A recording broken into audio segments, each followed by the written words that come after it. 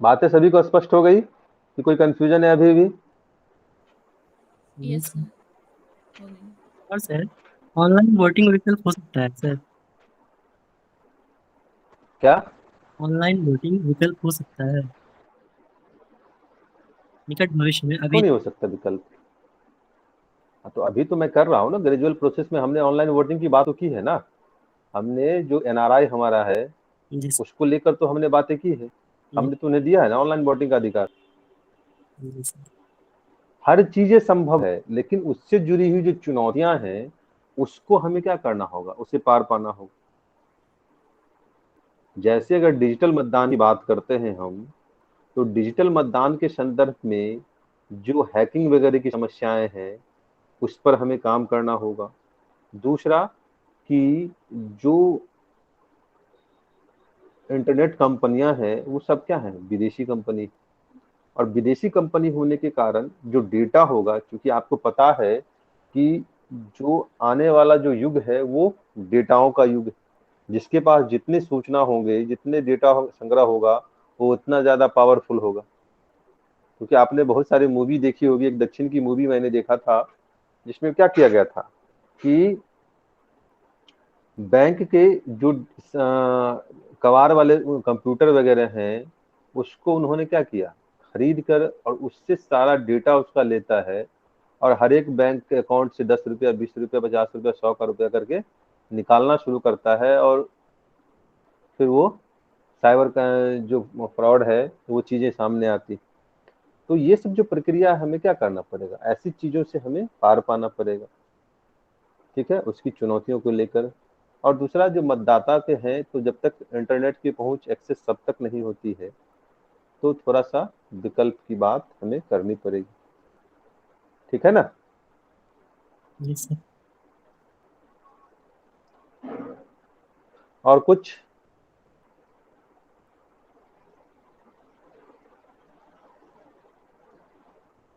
और कोई प्रश्न है मन में? जिस चलिए,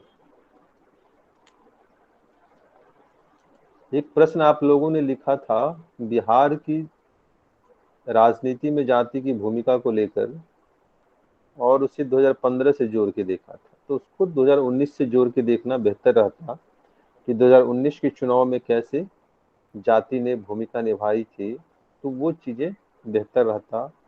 और इसको देखिए, बिहार के संदर्भ में जब भी कुछ स्पष्ट करना हो ना, तो उसको अलग से कुछ नहीं करने की आवश्यकता। आपको सिर्फ ये बातें बतानी है कि पहला पॉइंट कि अन्य राज्यों की अपेक्षा जातिवादी राजनीति का जो गहराई है वो बिहार में सबसे ज्यादा है।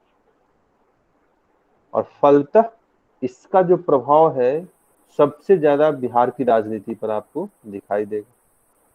यद्यपि वर्तमान परिदृश्य की बात करें तो पिछले 2005 के चुनाव के बाद हमने क्या किया है, विकासवादी राजनीति और जाति आधारित राजनीति के बीच सामंजस्य का काम किया। और फ्रंट लाइन के रूप में क्या कर रहा है, तो फ्रंट लाइन के रूप में विकासवादी राजनीति कार्य कर रहा है, लेकिन बैक सपोर्ट के रूप में उसको हम क्या देख रहे हैं कि जातिवादी राजनीति सामने आ रहा है। और फिर वहां पे उदाहरण दीजिए कि कैसे जातिवादी राजनीति जो है वो मुख्य भूमिका निभा रहा है बिहार के चुनावी राजनीति में।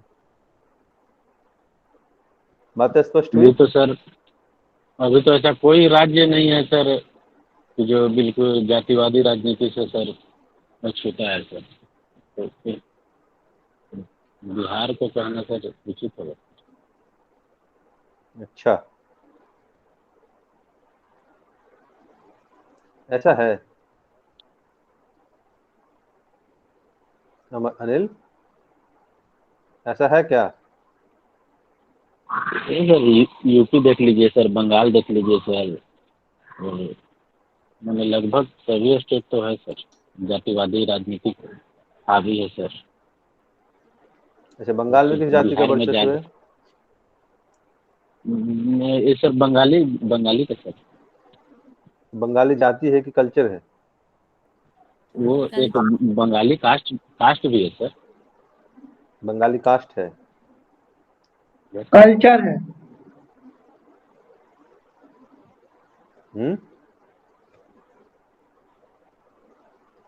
देखिए, हम वो चीजें नहीं कह रहे हैं कि वहां प्रभाव नहीं है। हम क्या कह रहे हैं कि अगर बात करते हैं तुलनात्मक रूप से, तो वहां पर बिहार में जो इसका प्रभाव है वो सबसे ज्यादा दिखाई देगा।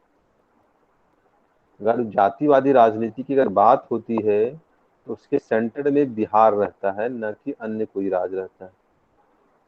यूपी की आप बात करते हैं तो वहाँ भी जातिवादी राजनीति है, लेकिन यहाँ पर केंद्रीय मुद्दा धर्म हो जाता है कि वहाँ धर्म के आधार पर वोटों का ध्रुवीकरण होता है, न कि तो अगर धर्म से संबंधित अगर क्वेश्चन पूछता है तो उसके सेंटर में यूपी आ जाता है। अगर भाषा से जुड़ा हुआ प्रश्न पूछता है तो वहां पर आपका दक्षिण का राज्य सामने आ जाता है। ठीक है। Yes sir. तो ये चीजें ध्यान में रखेंगे।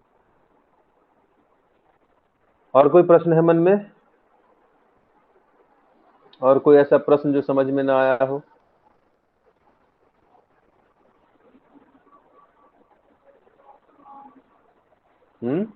और बार बार कहते हैं आप लोगों को कि अनावश्यक बातों को लिखने से बचिए। प्रश्न जितनी मांग कर रहा है उसको उतना ही खाना खिलाइए, वो तभी उसके लिए डाइजेस्टिव होगा वह, और आपके लिए भी बेनिफिशियल होगा।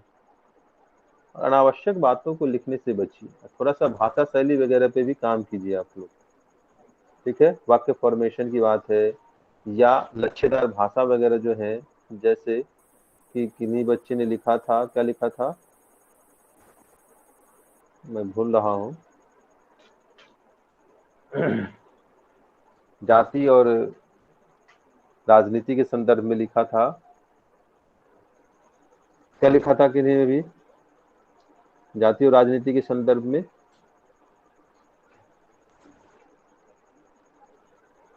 मैं मिस कर रहा हूँ। वो तो इस तरीके की जो भाषाएं हैं, साहित्यिक भाषा वगैरह से बचिए। और भाषा हम बात कर रहे हैं कि सिविल सेवक की जो भाषा होती है उसका उसका प्रयोग कीजिए। हाँ, क्या लिखा था?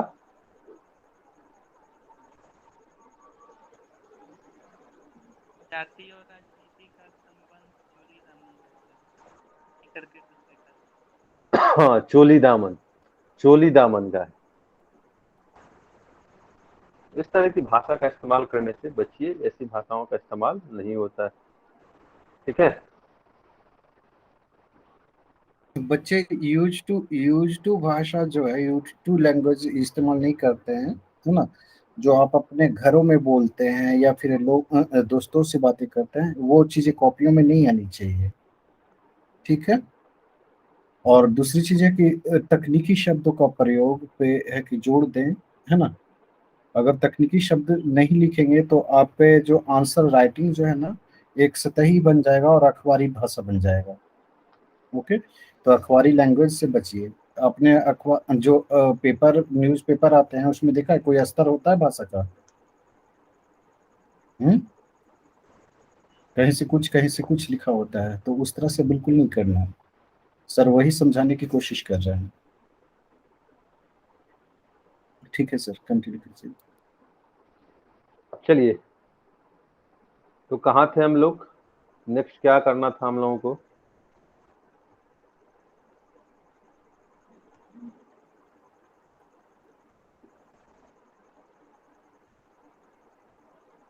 नेक्स्ट करना था कि चुनाव प्रचार की बदलती प्रकृति के संदर्भ में या प्रवृत्ति के संदर्भ में, यही बात करनी थी ना। Yes sir. तो जब चुनाव प्रचार की बदलती प्रकृति या प्रवृत्ति की जब बात करते हैं तो हमें दिखाना पड़ेगा कब से। तो 2005 या 10 की बात कर लेते हैं, उससे पहले की बात कर लेते हैं। तो पहला अंतर कहाँ दिखाई देता है? पहला अंतर दिखाई देता है आपको प्रचार के माध्यम में। पहले प्रचार का माध्यम क्या था?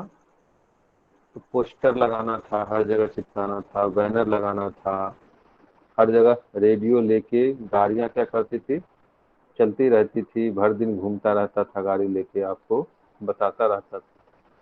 यही बातें थी ना?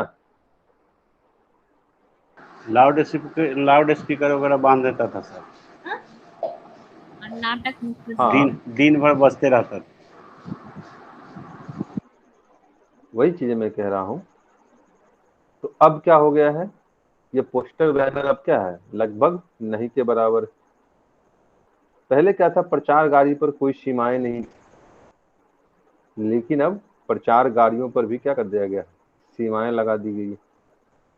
अब 4 या 5 प्रचार गाड़ी लेकर ही आप क्या कर सकते हैं, घूम सकते हैं। ठीक है, फिर देखिए, तो अब स्टार प्रचारकों का कंसेप्ट सामने आ रहा है। और स्टार प्रचारक कौन है? तो मोदी जी।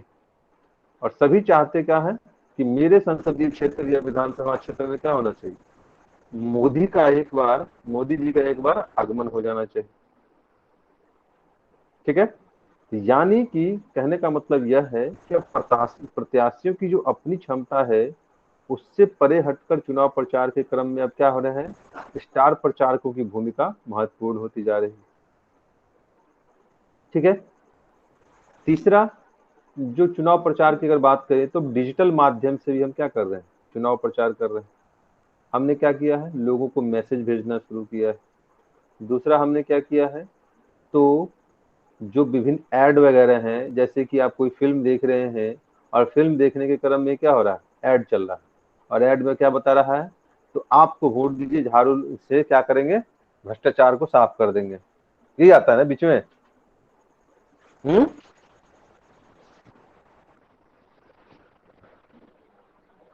बोलिए। हाँ सर।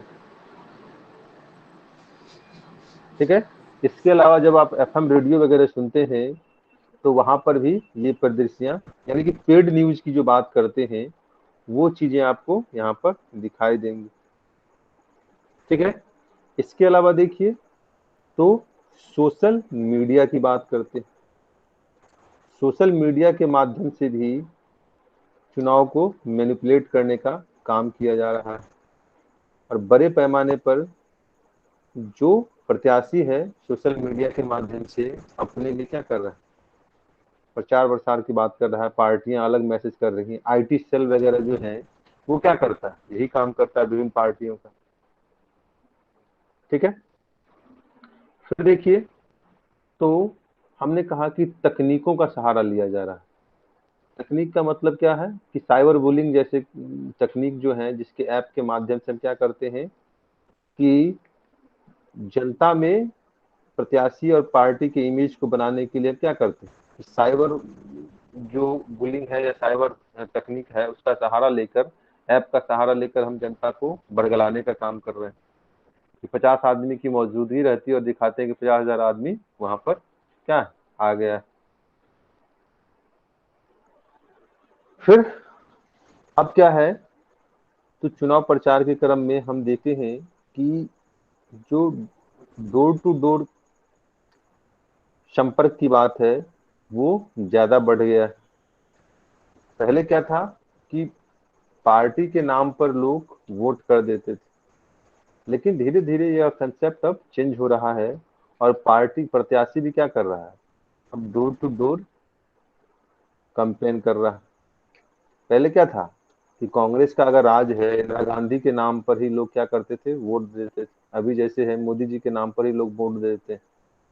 तो हालांकि ये सब कुछ पल के लिए है, लेकिन अब क्या है, तो प्रत्याशी को भी जनसंपर्क की जो बातें करते हैं हम, वो चीजें आप इसमें देख रहे हैं। ठीक है, इसके अलावा क्या है, तो प्रचार गाड़ियों पर आप क्या देख रहे हैं कि एलईडी स्क्रीन वगैरह लगाए जा रहे हैं, और एलईडी स्क्रीन के माध्यम से प्रचार को आगे बढ़ा। पहले हॉर्न था, अब क्या हो रहा है, तो एलईडी स्क्रीन आगे बढ़ रहा है। वही हो रहा है ना।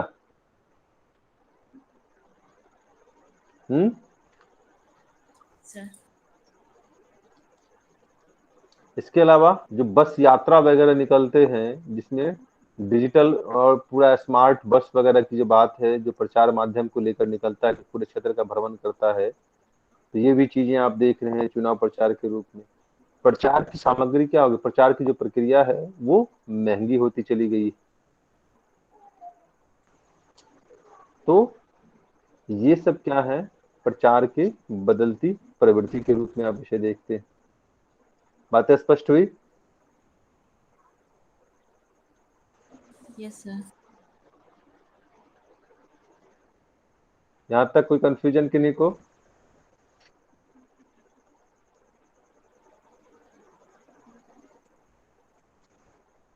बोलिए। नहीं सर। बातें स्पष्ट हुई सभी को? Amit, Anil, Sumit? Yes sir. Yes sir. Pratima, Lovely, yes sir. Pankaj, yes sir. Shashibhushan, बातें स्पष्ट हो गई सभी को?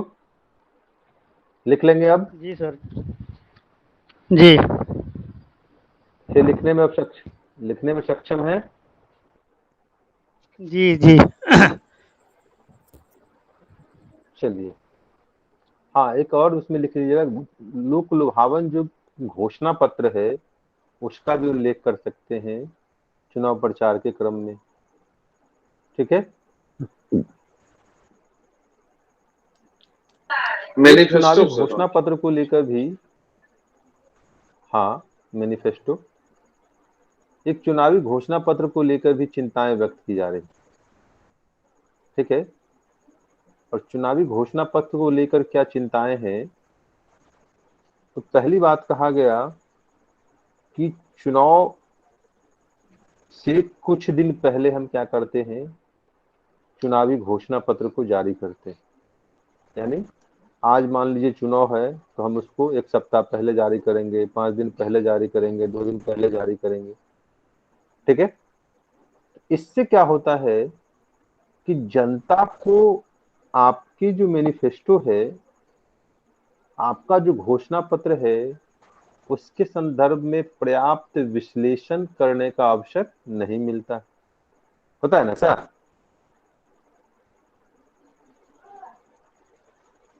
जी सर, जानकारी नहीं मिल पाती। बोलिए। क्या? Yes sir. सर होता है सर।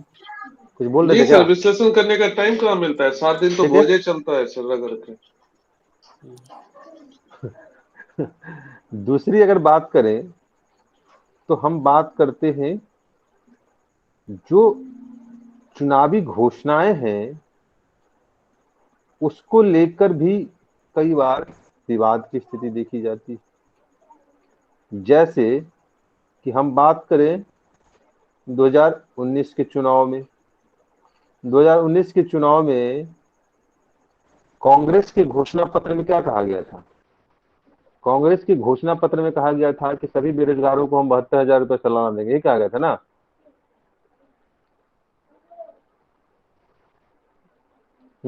किसानों को बोला था ना सर? जी सर। जी किसानों को सर। बोला था कि नहीं, बेरोजगारों की बात किसानों थी। के लिए भी था और जो बेरोजगार थे बेरोजगारों को सर बोला था, उनको लिए भी किसानों। था सर। हाँ, बेरोजगारों को लेकिन बोला बात था। यहाँ पर ये नहीं है कि आप, हाँ चलिए कोई बात नहीं, हम बताने की बात कह रहा हूँ, वो इसी नहीं है कुछ भी। मेरे कहने का मतलब क्या था, यूनिवर्सल बेसिक इनकम की बात थी ना?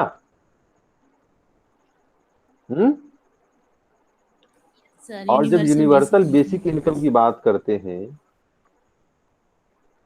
तो ये जो 72,000 रुपए है, ये क्या है? एक लोक लुभावन चुनावी वायदे है ना?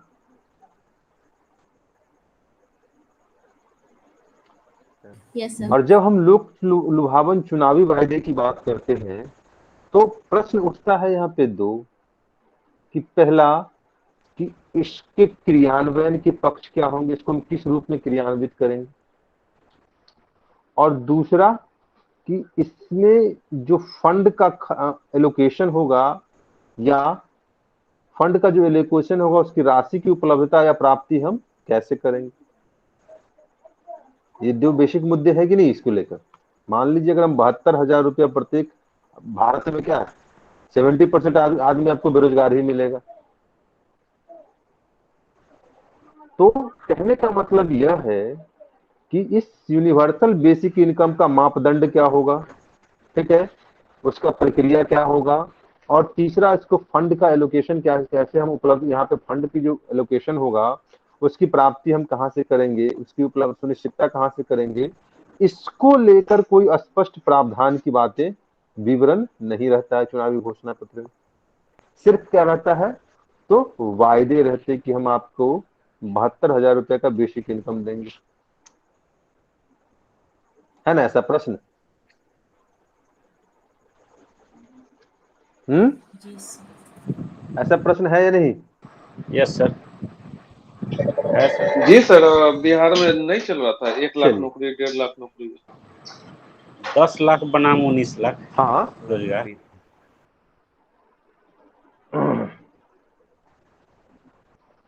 इसके अलावा देखिए,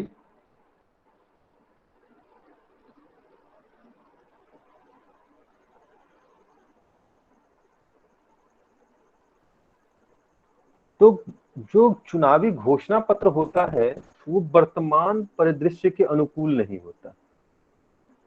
यानी कहने का मतलब क्या है कि जैसे अभी क्या है, तो पर्यावरणीय समस्याएं और जलवायु परिवर्तन से जुड़े हुए मुद्दे, ये आपको पता होगा कि ये जो समस्याएं हैं ये आपको किसी भी राजनीतिक दल के मैनिफेस्टो में ये आप इस मुद्दों को नहीं देखते होंगे, ठीक है? देखा है कहीं क्या? सर ये देखने को कैसे मिलेगा सर, ये समझ में आएगा तब ना। यहाँ शिक्षा का रेशियो क्या है सर? वो पार्टी वार्टी जो है ना नस पकड़े रहती है कि क्या घोषणा करना है, ये लोग क्या समझेगा। इसके अलावा देखिए, तो हम बात करते हैं कि जो देश की मूलभूत समस्याएं जैसे गरीबी है, बेरोजगारी है, कुपोषण है, अशिक्षा है, स्वास्थ्य जनित समस्याएं हैं, या असमान क्षेत्रीय विकास है, इस पे बातें तो होंगी, लेकिन इसके समाधान को लेकर कोई ठोस रोड मैप इन लोगों के पास इसके मैनिफेस्टो में नहीं दिखेगा कि आखिर हम देश में व्याप्त गरीबी को लेकर, बेरोजगारी को लेकर, कुपोषण को लेकर और समान क्षेत्रीय विकास को लेकर जो हमारा दृष्टिकोण है वो किस रूप में होगा, ये चीजें आपको किसी के मैनिफेस्टो में नहीं दिखेगा, ठीक है? इसके अलावा जो नीतीश जी को अगर छोड़ दिया जाए तो पूरे भारत के जो राजनीतिक दल हैं उसके मैनिफेस्टो में महिलाओं के प्रति जो संवेदनशीलता की बात है वो मुद्दे नदारद होंगे, जैसे कि महिलाओं के साथ होने वाला यौन अपराध की बात कर लीजिए, या जो महिलाओं से संबंधित जो न्यायिक प्रक्रिया है उसमें जो चुनौतियां हैं उसको लेकर किसी भी राजनीतिक दल के मैनिफेस्टो में पर्याप्त स्पेस आपको नहीं दिखाई देगा, ठीक है? साथ ही साथ जब बात करते हैं, मोदी जी के द्वारा कहा गया कि हम काले धन को ले आएंगे, ले आने की बात तो कही गई, लेकिन लाने की प्रक्रिया क्या होगी, कैसे हम उसे लाएंगे, इसको लेकर कोई परिचर्चा नहीं। अर्थात कि देश में बढ़ते जो संस्थागत क्षरण है, यानी कि संसदीय व्यवस्था का क्या हो रहा है, उसकी गरिमा का ह्रास हो रहा है, राजनीतिक भ्रष्टाचार अपने चरम पर है, राजनीति का अपराधीकरण जैसी समस्याएं क्या है, विभत्स रूप लेती जा रही हैं, और राजनीतिक, प्रशासनिक, आपराधिक और जो कॉरपोरेट का जो नेक्सस है कैसे लोकतंत्र की जड़ों को खोखला कर रहा है, इसको लेकर किसी भी राजनीतिक दल का मैनिफेस्टो क्या होता है, मौन रहता है, और इसका समाधान क्या हो इसको लेकर कोई बातें नहीं की जाती। बातें स्पष्ट हो रही है कि नहीं हो रही है? कि ऊपर से जा रहा है? हो रही है सर। हो रही है।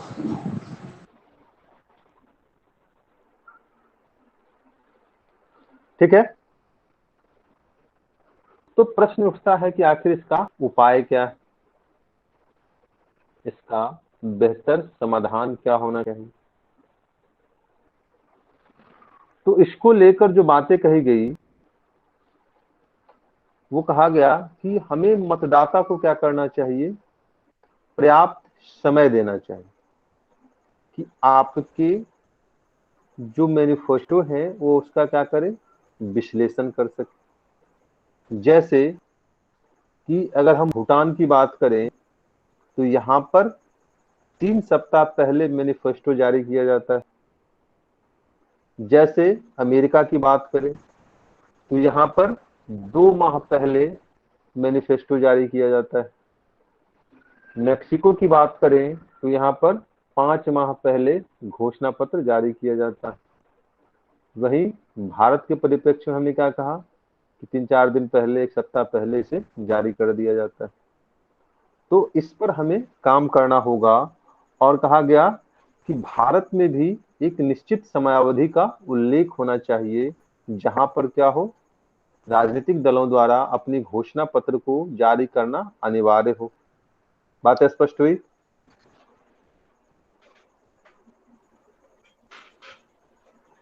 Yes sir.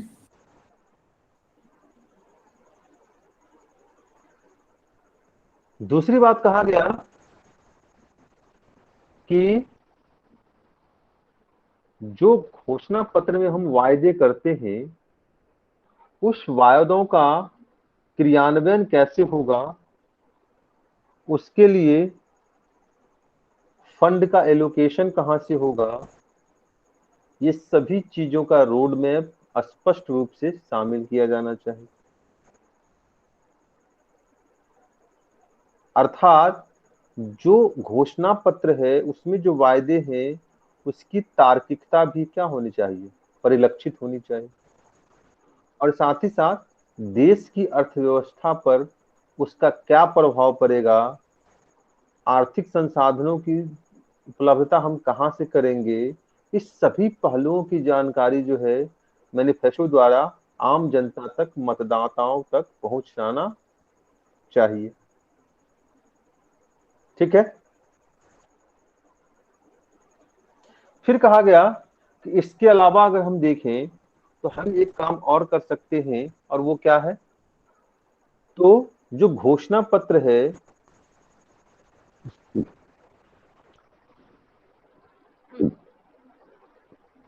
उसके क्रियान्वयन को लेकर हमें क्या करना होगा, एक निगरानी तंत्र बनाना होगा। निगरानी तंत्र कहने का मतलब क्या है कि इसमें क्या हो, राजनीतिक दल सरकार के भीतर चुनावी घोषणा पत्र निगरानी तंत्र या समिति का गठन कर इसके क्रियान्वयन की निगरानी करेगा। मतलब यह है कि हमने क्या कहा कि बीजेपी ने कहा कि हम क्या करेंगे, तो राम मंदिर बनाएंगे। बीजेपी ने कहा कि हम अनुच्छेद 370 हटाएंगे। बीजेपी ने कहा कि हम यूनिफॉर्म सिविल कोड की बात करेंगे। तो ऐसे जो चुनावी घोषणा पत्र हैं इसको क्रियान्वयन को लेकर हमें क्या करना चाहिए, एक निगरानी समिति बनाना चाहिए। और वो क्या करेगी, मैनिफेस्टो के क्रियान्वयन को लेकर सरकार को, राजनीतिक दल को क्या करेगी, जवाबदेह बनाने का प्रयास करेगी। ठीक है, और फिर कहा गया कि इसके साथ ही साथ हमें क्या करना चाहिए कि एक सालाना रिपोर्ट भी हमें जारी करना चाहिए। जैसे क्या कि हम क्या करते हैं अभी, तो 1 साल के कार्यकाल का सरकार का रिपोर्ट कार्ड जारी करते हैं ना, बोलिए। जी सर, वो गजट टाइप का कुछ निकलता है। ठीक है, उसी तरीके से क्या होगा, एक सालाना मैनिफेस्टो के रूप में के क्रियान्वयन के लिए एक सालाना रिपोर्ट कार्ड भी हमें जारी करना चाहिए कि हमने इस साल अपने मैनिफेस्टो के इस वायदों को क्या किया है, क्रियान्वित किया है। और इस वायदों पर हम अभी काम कर रहे हैं। ठीक है, इस तरीके का जब होगा तो इससे क्या होगा, इससे जनता को उसके घोषणा पत्र को लेकर जो बातें हैं, वायदे हैं, उसका पर्याप्त जानकारी होगा और उसके मूल्यांकन का पर्याप्त अवसर मिलेगा। तो ये चीजें हमें घोषणा पत्र को लेकर जो चिंताएं हैं, जो विवाद हैं, उसके समाधान के लिए हमें इस पर बात करनी चाहिए। बात स्पष्ट हो गई?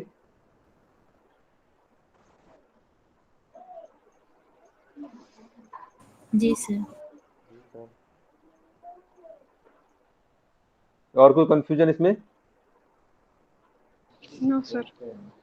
सर अभी जो घोषणा के बारे में इतना सारा चीज बताए सर, इसका किस टाइप के प्रश्नों में आंसर बनेगा इस टाइप का सर? क्या इसको टेल में पूछा जा सकता है? ठीक है, इसको फ्रंट लाइन क्वेश्चन नहीं बनाया जा सकता है। अगर फ्रंट लाइन क्वेश्चन भी बनाएगा तो इसको इस तरीके से हम बना सकते हैं कि जैसे है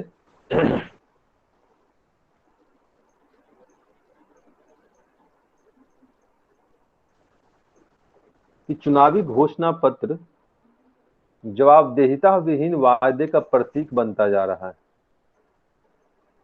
चुनावी घोषणा पत्र जवाबदेहिता विहीन वायदे का प्रतीक बनता जा रहा है तथा मूलभूत मुद्दों की अपेक्षा करता है, तथा यह मूलभूत मुद्दों की उपेक्षा करता है। समीक्षा करें कि क्या चुनावी घोषणा पत्र के प्रति राजनीतिक दलों की जवाबदेहिता सुनिश्चित की जानी चाहिए। ठीक है, तो ये प्रश्न हो गया कि चुनावी घोषणा पत्र जो है इसमें जवाबदेहिता विहीन वायदे और मूलभूत मुद्दों की अपेक्षा जो होती है, इसकी समीक्षा करनी है और इसके लिए जो राजनीतिक दलों की जवाबदेहिता सुनिश्चित करने की बात है, इस पर क्या करना है, आपको अपने विचार स्पष्ट करने। ठीक है, तो ऐसे प्रश्न बन सकते हैं इसको लेकर।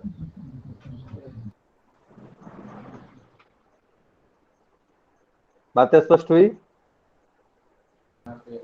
जी सर। चलिए, और क्या बचा टॉपिक चुनाव आयोग से रिलेटेड, चुनाव से रिलेटेड?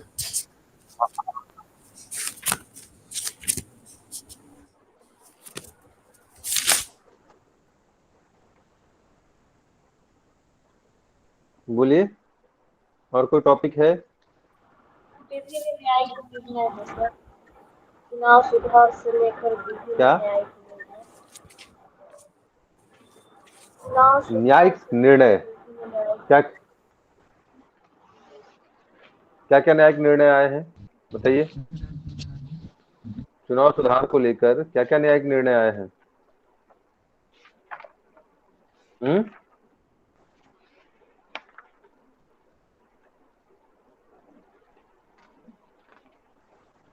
बोलिए।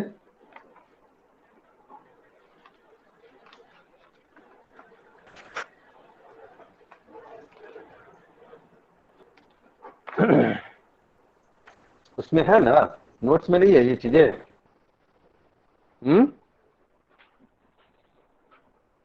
नोट्स में ये बातें नहीं है न्यायिक निर्णय को लेकर?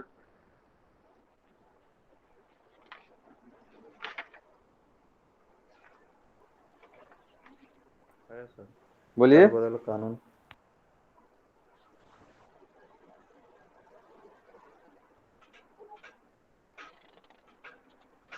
देखिए, न्यायिक निर्णयों में पहला तो आ सर जाएगा चुनाव वाला नोट्स नहीं मिला सर। अपराधीकरण को लेकर। इसको नहीं मिला सर, दल बदल वाला है ना ये, जो सर दल बदल वाला है वही ना है। क्या? हाँ सर, हमको नहीं मिला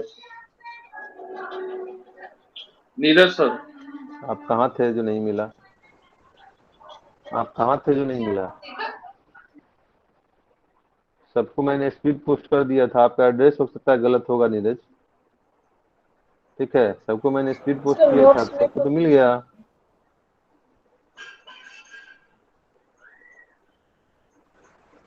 नीरज, हाँ सर। आपका एड्रेस सही नहीं है हम क्या? देखे नहीं थे सर 2 दिन इसी को। एड्रेस सही है सर।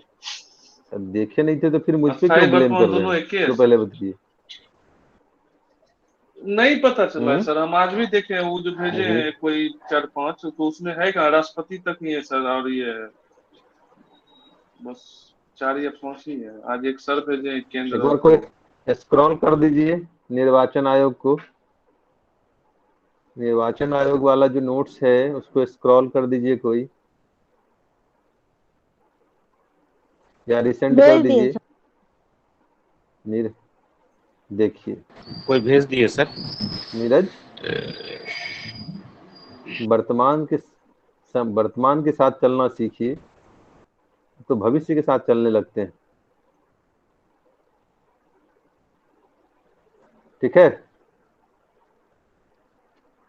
तो जहां तक अगर न्यायिक निर्णय की बात करते हैं तो इसमें पहला जो मामला है वो अभी हाल में आपने देखा होगा कि राजनीति के अपराधीकरण को लेकर सुप्रीम कोर्ट का गाइडलाइंस आया था, जिसमें क्या कहा गया, जिसमें यह कहा गया कि आपको जब शपथ पत्र देता है प्रत्याशी, उस शपथ पत्र को आपको प्रत्याशी अपने स्थानीय न्यूज में 3 पेपर में उसको डालेगा।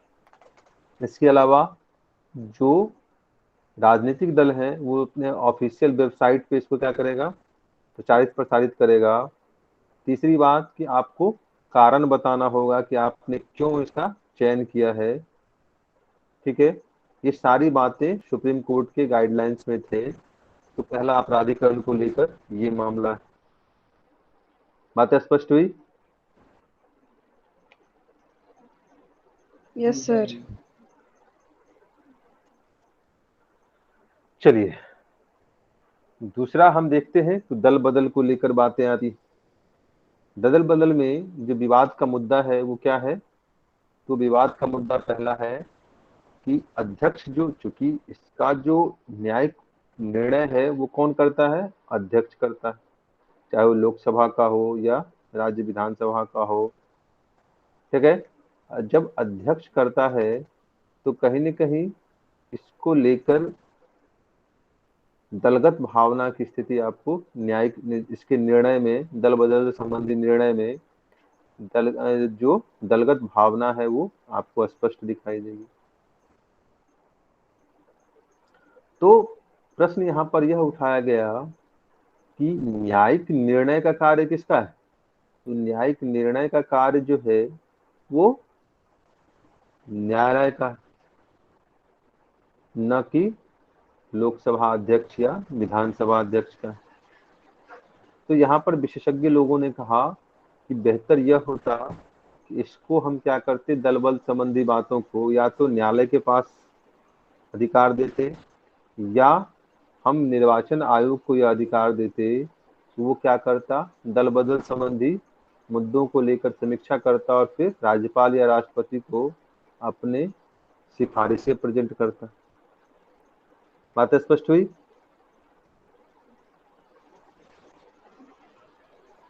Yes sir.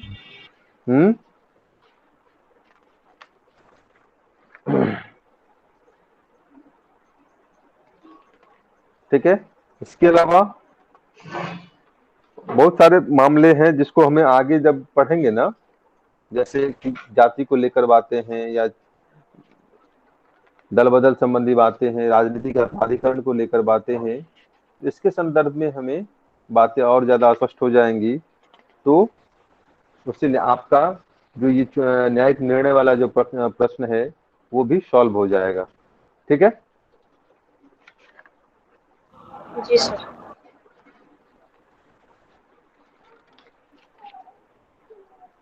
चलिए सर वो स्थानीय स्वशासन वाला नहीं बताएंगे।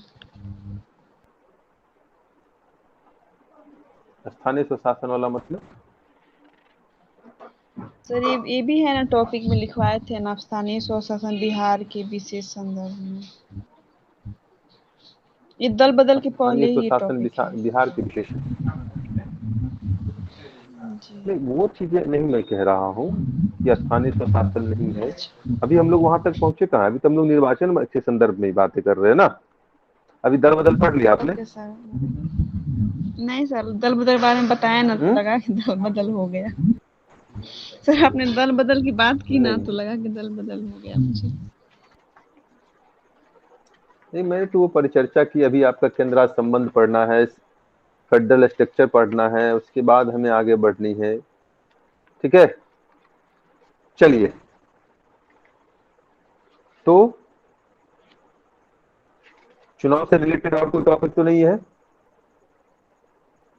चुनावी बॉन्ड भी बताना है क्या नीरज? आपने कहा था कि सर चुनावी बॉन्ड बता दीजिए। नहीं, बोले थे सर, वो चुनावी बॉन्ड पढ़ लिए सर। कुछ खास है नहीं सर, सब चोर सब है ना, पढ़ लिए? जुगाड़ करता है कुछ बस। है नहीं ना खास? जी सर सर। अच्छा, नहीं सर, 2018 में जो है वही सब किया है चलिए सर। चलिए आचार संहिता है। चलिए, अब यहाँ पे काम हम लोग कर लेते हैं कि जो चुनाव राजनीति से संबंधित मुद्दे हैं उस पर थोड़ा हम लोग काम कर लेते हैं क्या? यहीं पे वो टॉपिक भी खत्म हो जाएगा। हमारा जो राजनीतिक परिदृश्य है उसको लेकर। ठीक है, चलिए। इसमें क्या क्या क्वेश्चन पूछा है राजनीति से बताइए।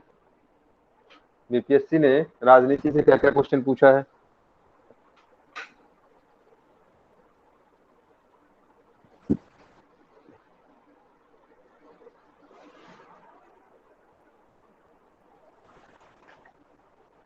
राजनीति से बीपीएससी का क्वेश्चन क्या क्या है?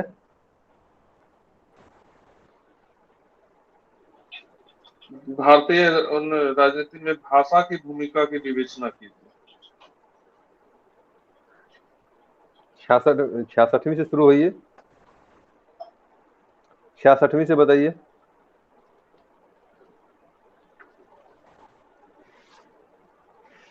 66वीं कुछ है?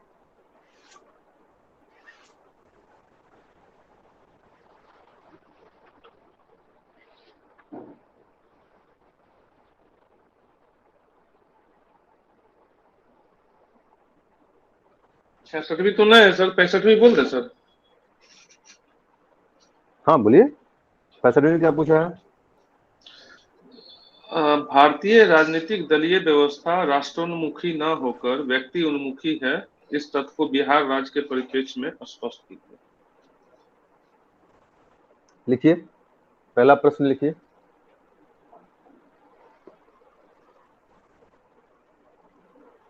भारतीय दलीय व्यवस्था राष्ट्रोन्मुखी न होकर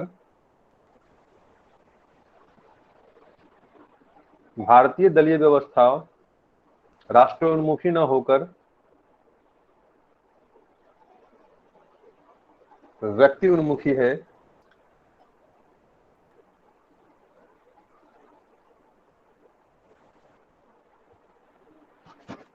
व्यक्ति उन्मुखी है।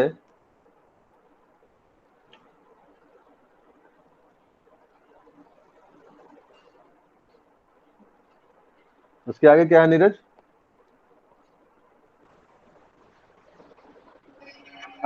इस तथ्य को बिहार राज्य के परिप्रेक्ष्य में स्पष्ट कीजिए। देखिए, इस कथन को बिहार राज्य के परिप्रेक्ष्य में स्पष्ट कीजिए। इस कथन को बिहार राज्य के परिप्रेक्ष्य में स्पष्ट कीजिए।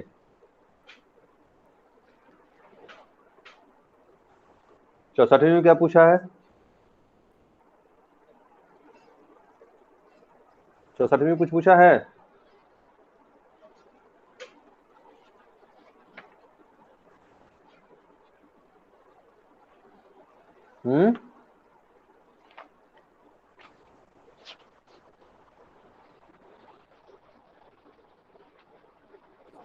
हाँ सर, एक क्वेश्चन है।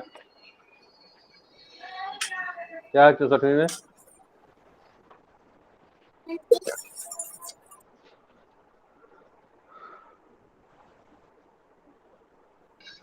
बहुत अधिक राजनीतिक दल भारतीय राजनीति के लिए अभिशाप है, इस तथ्य को बिहार के परिप्रेक्ष्य में स्पष्ट लिखिए,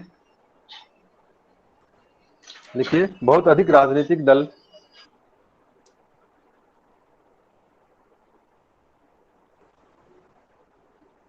बहुत अधिक राजनीतिक दल भारतीय राजनीति के लिए अभिशाप है।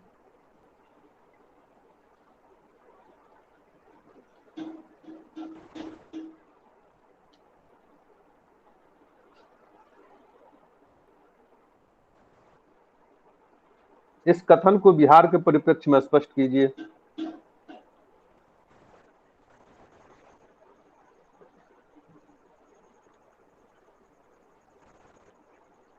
बहुत अधिक राजनीतिक दल भारतीय राजनीति के लिए अभिशाप है। इस तथ्य को या कथन को बिहार के परिप्रेक्ष्य में स्पष्ट कीजिए।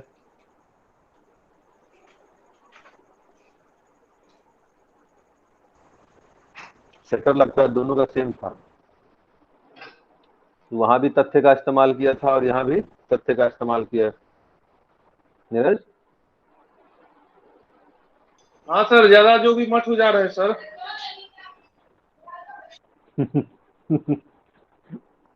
पैंसठवीं में भी किस मैंने वो नहीं कहा, मैंने कहा कि प्रश्न के का जो सेटर था वो दोनों लगता है सेम होगा, क्योंकि वहां भी क्या किया गया, इस तथ्य को बिहार के परिप्रेक्ष्य में स्पष्ट कीजिए 65वीं में भी पूछा है, और इस तथ्य को बिहार के परिप्रेक्ष्य में स्पष्ट कीजिए वो 64वीं में भी पूछा है। यानी तथ्य कथन की जगह तथ्य का उल्लेख किया उसने। जी सर, राजनीति चूंकि चलिए, बिहार से ही इसके शुरू अलावा होती है ना सर। हम वो नहीं कह रहे हैं नीरज, हम सेटर की बात कर रहे हैं। हाँ तो समझ गए सर, सेटर का समझ गए, उसके ठीक है? पास कुछ है ही नहीं तो क्या करें, बिहार के तत्व में देगा। चलिए नेक्स्ट लिखिए। नेक्स्ट क्या पूछा है? क्या आप सहमत हैं कि भारतीय राजनीति आज मुख्य रूप से, भारतीय, लिखिए, क्या आप सहमत हैं कि भारतीय राजनीति आज मुख्य रूप से वर्णनात्मक राजनीति की जगह वर्णनात्मक राजनीति की बजाय विकास राजनीति के आसपास घूमती है? विकास राजनीति के आसपास घूमती है। बिहार के संदर्भ में चर्चा कीजिए। बिहार के संदर्भ में चर्चा कीजिए। क्या आप सहमत हैं कि भारतीय राजनीति आज मुख्य रूप से वर्णनात्मक राजनीति की बजाय विकास राजनीति के आसपास घूमती है?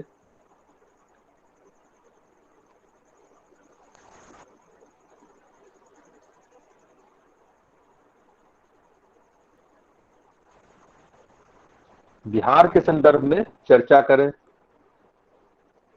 बिहार के संदर्भ में चर्चा करें।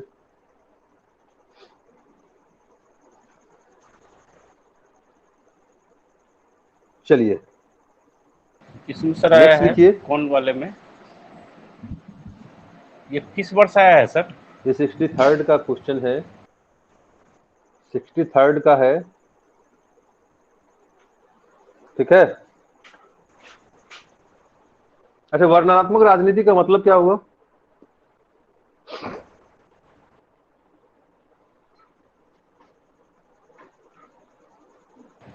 सिर्फ बातचीत का, और वर्णनात्मक क्या सर? राजनीति का मतलब क्या हुआ?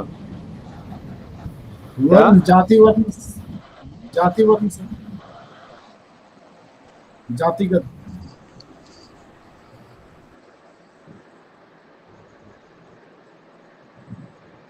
सर आवाज नहीं आ रही। और कोई?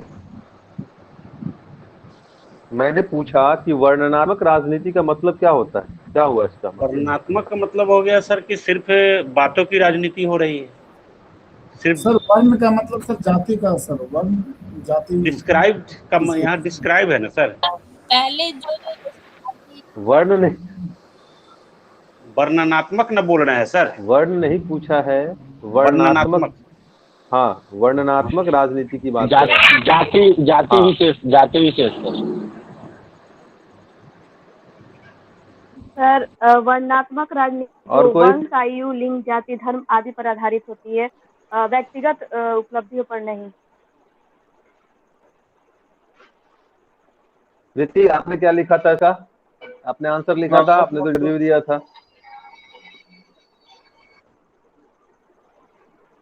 सर पहले सर जो चुनाव में मतलब पहले जो भी चीज थी, जैसे कि सांप्रदायिकता हो गया, जाति हो गया, ये सब जो कमियां थी उसको छोड़कर आज जो 2019 के चुनाव में देखे या फिर 2015 के चुनाव में देखे, विकास के इर्द गिर्द ही घूमे, लोग विकास के नाम पे वोट दे रहे हैं। तो सर मैंने इसी ढंग से लिखा था।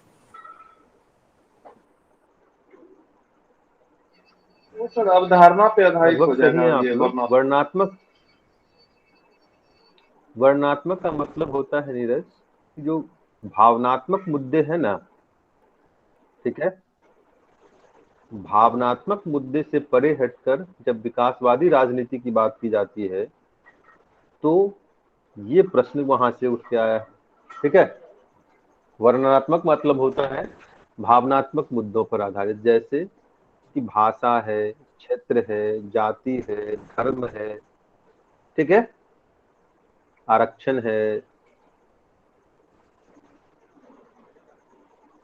तो ये सब जो मुद्दे हैं भावनात्मक, इससे परे हटकर विकास की जो राजनीति है जब उसकी बात करते हैं तो प्रश्न की प्रकृति ये कह रही है। समझ गए आप लोग?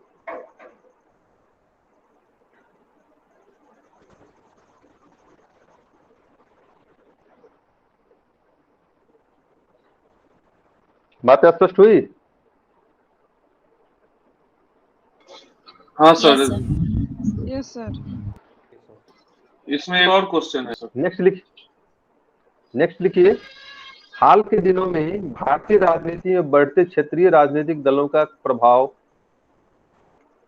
हाल के दिनों में भारतीय राजनीति में बढ़ते क्षेत्रीय राजनीतिक दलों का प्रभाव।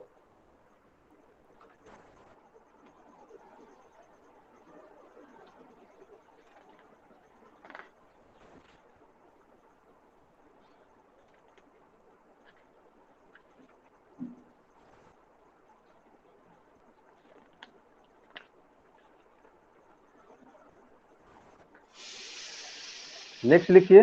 भारतीय राजनीति में प्रमुख दबाव समूह। भारतीय राजनीति में प्रमुख दबाव समूह की पहचान कीजिए। भारतीय राजनीति में प्रमुख दबाव समूहों की पहचान कीजिए और भारत की राजनीति में उनकी भूमिका का परीक्षण कीजिए। और भारतीय राजनीति में प्रमुख दबाव समूहों की पहचान कीजिए और भारत की राजनीति में उनकी भूमिका का परीक्षण कीजिए और भारत की राजनीति में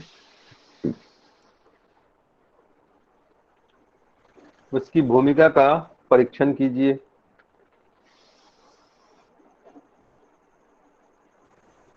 बातें लिख लिए आप लोग?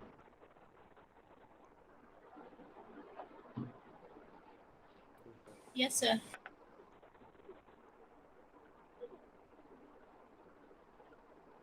नेक्स्ट लिखिए। भारतीय चुनावी राजनीति में जाति की भूमिका का आकलन कीजिए। भारतीय चुनावी राजनीति में जाति की भूमिका का आकलन कीजिए।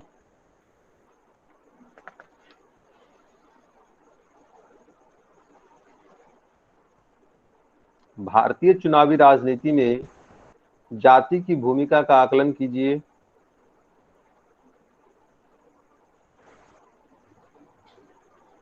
बिहार के 2020 के चुनाव को बिहार के 2020 के चुनाव को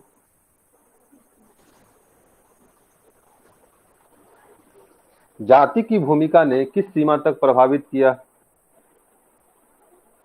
बिहार के 2020 के चुनाव को जाति की भूमिका ने किस सीमा तक प्रभावित किया है?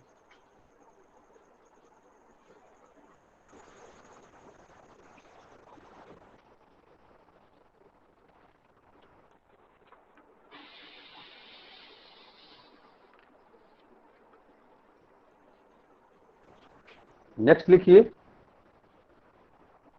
जाति और वर्ग भारतीय राजनीति में महत्वपूर्ण भूमिका निभाते हैं। जाति और वर्ग भारतीय राजनीति में, जाति और वर्ग भारतीय राजनीति में महत्वपूर्ण भूमिका निभाते हैं। महत्वपूर्ण भूमिका निभाते हैं।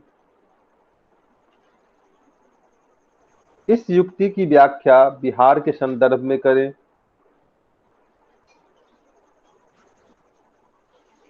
इस युक्ति की व्याख्या बिहार के संदर्भ में करें। लिख लिए।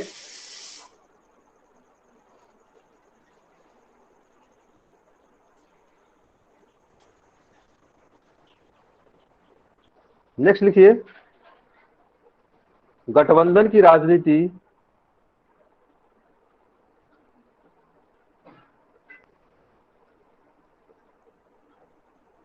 गठबंधन की राजनीति या मिलीजुली राजनीति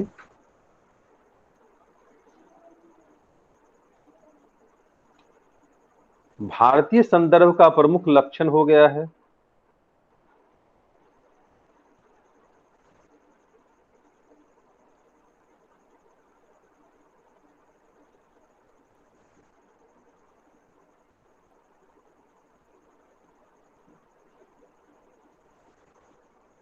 गठबंधन की राजनीति भारतीय संदर्भ का प्रमुख लक्षण हो गया है, परंतु यह व्यवस्था अभी तक अस्थायी सरकार प्रदान करने में असफल रही है।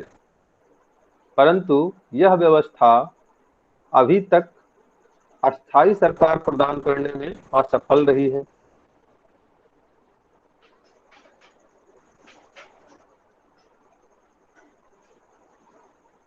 परंतु यह व्यवस्था अभी तक अस्थायी सरकार प्रदान करने में असफल रही है।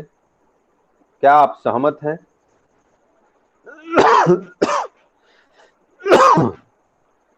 क्या आप सहमत हैं?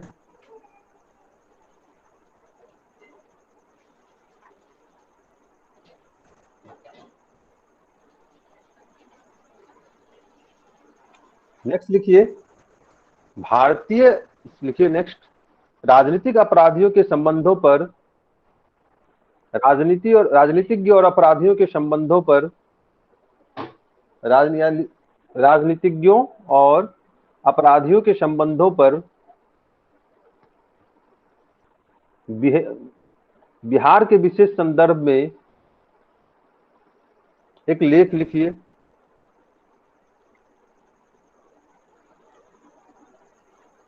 एक लेख लिखिए।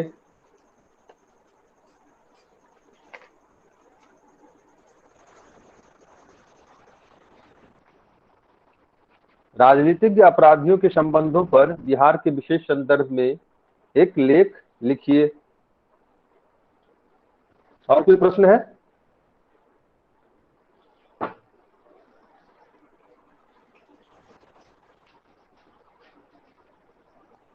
ये तो सर लालू जी के समय का है क्या क्वेश्चन सर पूछा हुआ? अब लालू जी के समय का रहे 2007 का क्वेश्चन। अब बताइए लालू जी कब थे?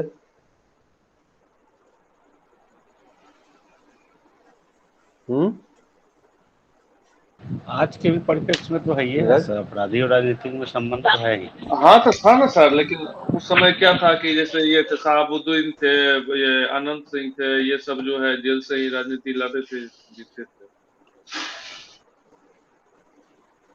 अभी नहीं है क्या? उसी के परिप्रेक्ष्य में पूछा होगा वर्तमान। अभी तो अब गिना चुना है सर, एक दो गो, आधा कोरोना में सलट गया है। एक दो है। अच्छा,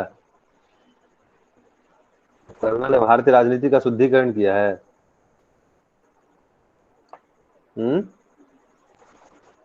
सर अभी रिपोर्ट आई थी और कुछ कोई दिन प्रश्न पहले, है? उसमें नेताओं के अपराध का बहुत ज्यादा परसेंटेज था, बढ़ा भी था, तो उस संदर्भ में देखे तो क्वेश्चन बनता है। और कोई प्रश्न है?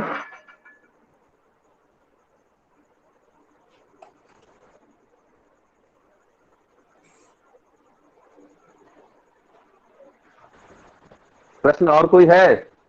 सर दवा नहीं, और तो नहीं दिख रहा है सर। ये दबाव समूह का मतलब वही हुआ सर ना, जो बाहर से सपोर्ट करता है दल को, वो हुआ कैसे? कॉर्पोरेट वगैरह प्रेशर ग्रुप, जैसे छात्र संघ हो गया, जैसे किसान संगठन हो गया, जैसे आपका मजदूर संघ हो गया, जैसे आपका कर्मचारी संघ हो गया, जैसे आपका उद्योग संघ है, ये सब चीजें जो दबाव समूह के रूप में कार्य, एनजीओज हैं, ठीक है। बातें स्पष्ट हुई नीरज? हाँ सर। चलिए टॉपिक्स निकालिए, क्या क्या है इसमें।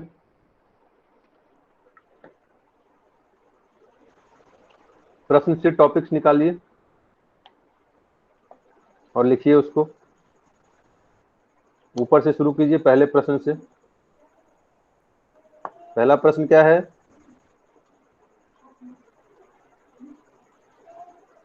सर ये राष्ट्रीय उन्मुखी का मतलब क्या हुआ? भारतीय दलित व्यवस्था राष्ट्रीय उन्मुखी न होकर व्यक्तिगत उन्मुखी। राष्ट्रीय उन्मुखी का मतलब होता है कि राष्ट्रीय भावनाओं से प्रेरित होना, ठीक है। राष्ट्र की जो जरूरतें हैं, ठीक है, मतलब यह हुआ कि देश के विकास को ध्यान में न रखकर व्यक्ति को खुश करने वाली बात है। जैसे अभी भाजपा की बात करें तो भाजपा में क्या है, देश कहीं चला जाए मोदी जी खुश रहना चाहिए, मोदी जी के नाम पर क्या करेंगे, हम वोट दे देंगे। देश चाहे कहाँ हो, मीलों बरसों पीछे चले जाए, उससे कोई मतलब नहीं है, ठीक है ना। मोदी जी एक बार कह दिए कि भाई हमें वोट देना है तो देना है, ठीक है। जहां पे क्या हो, व्यक्तिवादी राजनीति का मतलब हो गया जहां पर दल में एक व्यक्ति की पहचान हो, जहां पर क्या हो, प्रत्याशी भी क्या करें, अपने लिए वोट न मांगकर उस व्यक्ति के नाम पर वोट मांगे, जहां पर क्या हो, जनता भी प्रत्याशियों के गुण दोष को न परीक्षण करके उस व्यक्ति के नाम पर क्या करे, वोट करे, ठीक है। जहां पर क्या हो, आरोप प्रत्याशियों के आधार पर ना होकर उस व्यक्ति के आधार पर। बातें स्पष्ट हुई?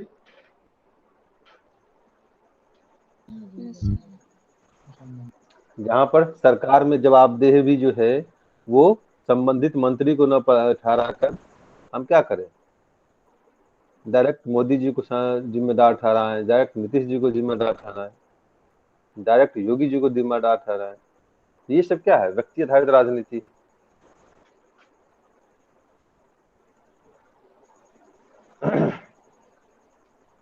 तो पहला क्या हुआ, पहला टॉपिक व्यक्ति आधारित राजनीति और वर्सेस राष्ट्रोन्मुखी राजनीति, ठीक है ना।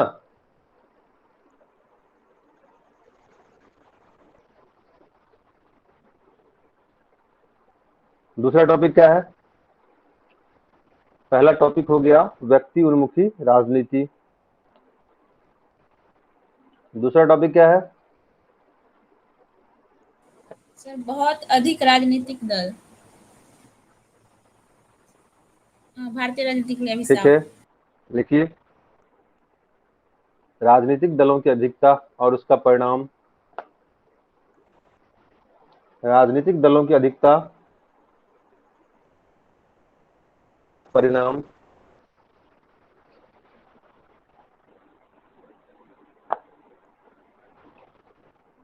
नेक्स्ट बताइए।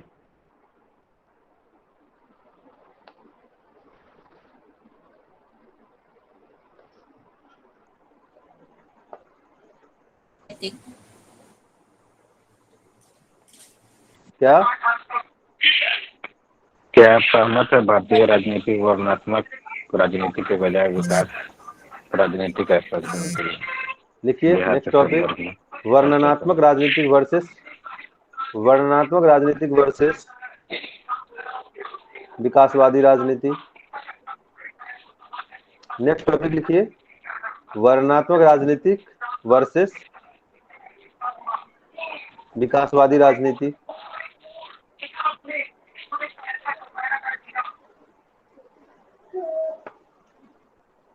नेक्स्ट बताइए।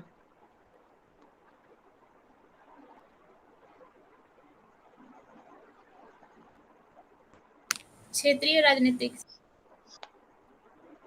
क्षेत्रीय दलों का प्रभाव। लिखिए क्षेत्रीय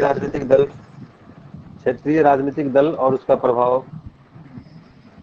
क्षेत्रीय राजनीतिक दल और उसका प्रभाव।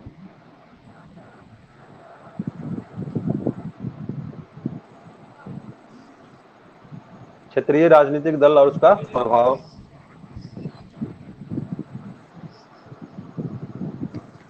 नेक्स्ट।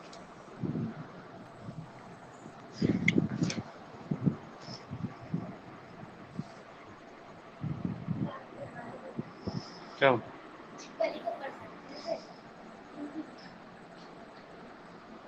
नेक्स्ट बताइए। सर प्रमुख दबाव समूह और राजनीतिक में उसकी भूमिका। लिखिए प्रमुख दबाव समूहों की राजनीति में भूमिका। प्रमुख दबाव समूह और राजनीति में भूमिका। प्रमुख दबाव समूह और राजनीति में भूमिका।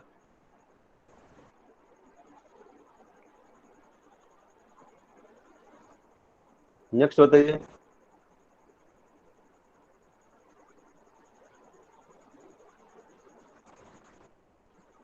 सर ये तो हो गया है भारतीय राजनीति में जाति की भूमिका, लेकिन बिहार के 2020 हाँ के हो गया, चुनाव लेकिन में जाति की भूमिका।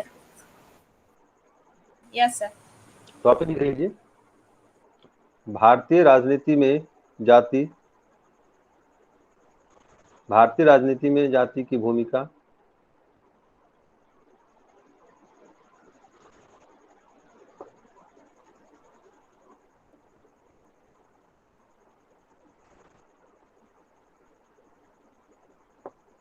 ठीक है। नेक्स्ट। वर्ग भी है सर, जाति और वर्ग। एक ही चीज है, कोई दिक्कत नहीं है, लिख लीजिए। जाति और वर्ग दोनों लिख लीजिए। नेक्स्ट बताइए।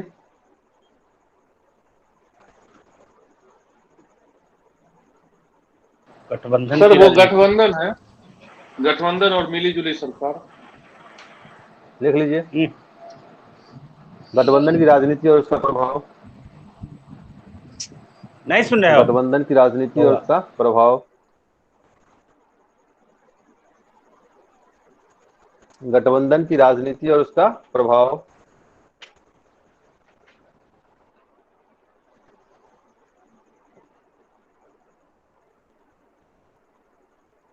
नेक्स्ट।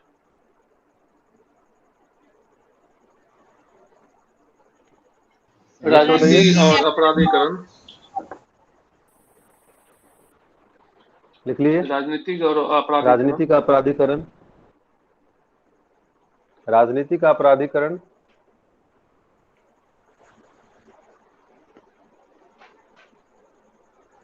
और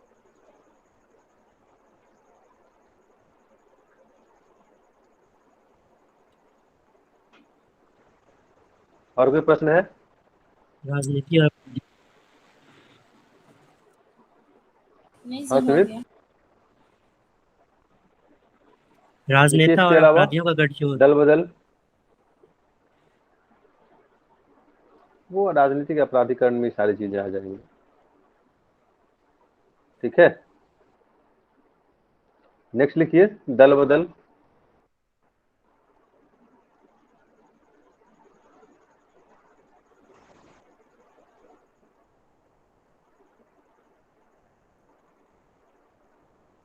और तो कोई मुद्दे नहीं है राजनीति से संबंधित?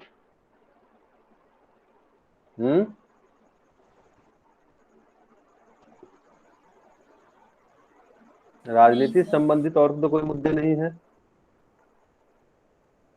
पर्याप्त है इतना डायमेंशन?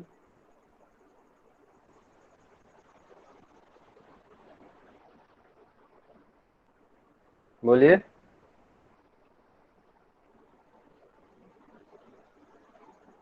इतना डायमेंशन पर्याप्त है? Yes sir.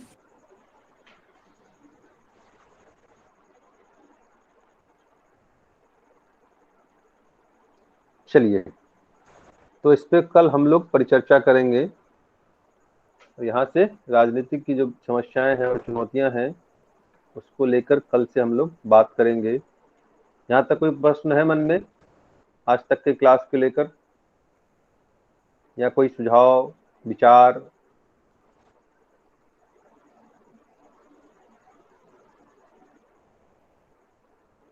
सर अगर क्वेश्चन 2 पार्ट में हो और दोनों पार्ट अलग अलग हो तो दोनों का कंक्लूजन एक साथ लिखना है सर। तो क्या विचार है आपका? मतलब एक पार्ट खत्म हो गया और सर ऐसे तो हम लिखते हैं एक साथ ही, मतलब आपका विचार क्या है? होगा नहीं ना सर, हम एक ही साथ लिखते हैं। एक ही साथ लिखना पड़ेगा ना। जी आपको 2 रास्ते दिए गए हैं, दोनों रास्तों को क्या करना है, आपको चौराहे पर जाकर मिलाना है, एक ही समय मिलाइएगा ना जी। तो वही Yes, चीज है, sir. निष्कर्ष को एक ही जगह साथ लिखना है। निष्कर्ष को एक ही साथ लिखना है। और कोई प्रश्न है मन में?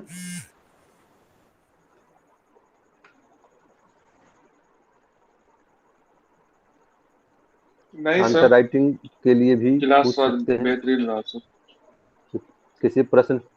किसी प्रश्न का उत्तर समझ में ना आया हो तो उसको लेकर भी पूछ सकते हैं।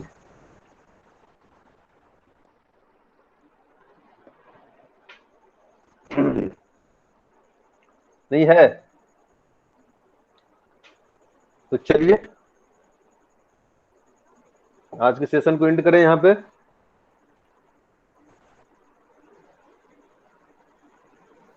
जी सर, प्रणाम सर। चलिए, खुश रहिए, बहुत बड़ा आदमी बनिए। Good night everyone. Good night sir. Good night sir. Good night sir. Good night.